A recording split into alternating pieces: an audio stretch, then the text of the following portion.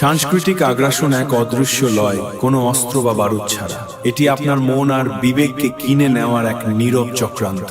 যখন আপনি ভিনদেশী উৎসবকে আধুনিকতা বলে মেনে নেন, তখনই নিজের অশান্তে, নিজের শেকড় থেকে সরে যান। আপনার আত্মপরিচয় মুছে দিয়ে আপনাকে মূল থেকে বিচ্ছিন্ন করে দেওয়াই হলো এর আসল উদ্দেশ্য। পহেলা বৈশাখ কভু আপনার ইমানের কোনো অংশ নয়। এই উৎসবের ভিড়ে মুসলিমের শুধু ক্ষতি আর পরাজয়। কেন আপনি অন্যের সাজে নিজেকে সাজাতে ভালোবাসেন?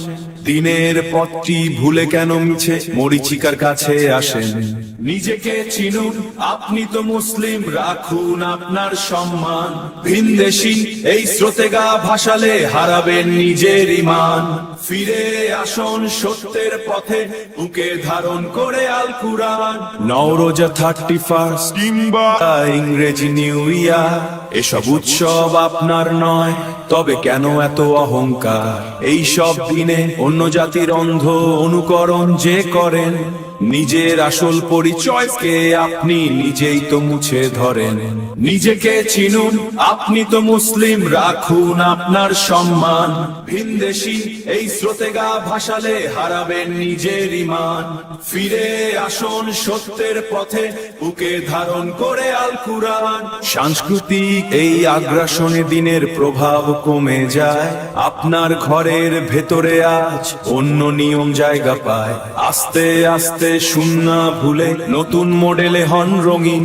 এভাবেই তো দুর্বল হয়ে যাচ্ছে আপনার নিজের দিন। সাবধান হন, সামান্য খরচ সব আমল হতে পারে ছাই। বিধর্মীদের অনুকরণে ঈমান হারানোর ভয় তো পাই। অন্য জাতির রীতিনীতিতে আপনি যদি রাখেন সায়, তাসাব্বুহে এই অপরাধে আপনি যদি রাখেন সায়, তাসাব্বুহের এই অপরাধে ঈমান আপনার ছুটে যায়। ইবলিশের এই পলিসি হলো বিষকে করা মধুর মতো। শয়তানের এই ধোকায় পড়ে ভুল করছেন আপনি শত। হারামকে আজ সুন্দর সাজে আপনার কাছে আনছে সে। দিনের পথ থেকে আপনাকে দূরে সরি টানছে সে। নিজেকে চিনুন, আপনি তো মুসলিম, রাখুন আপনার সম্মান। ভিনদেশী এই স্রোতে গা ভাসালে হারাবেন নিজের ঈমান।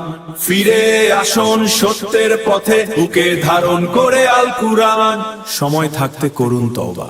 দুনিয়া নয়, আপনার লক্ষ্য হোক কেবল আখিরাতের দিন।